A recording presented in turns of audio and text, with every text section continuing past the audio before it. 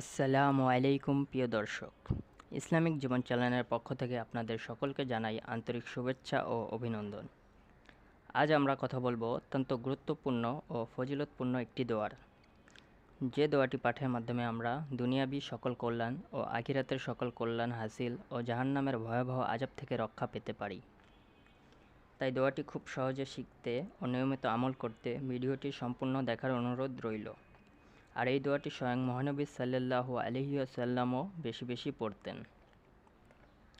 দোয়াটি হলো, রব্বানা আতিনা ফিদ দুনিয়া হাসানাতাও ওয়া ফিল আখিরাতি হাসানাতাও ওয়া কিনা আযাবান্নার। দোয়াটির বাংলা অনুবাদ হলো, হে আমার রব, আমাদেরকে দুনিয়াতে কল্যাণ দিন আর আখিরাতেও কল্যাণ দিন এবং আমাদেরকে আগুনের আযাব থেকে রক্ষা করুন।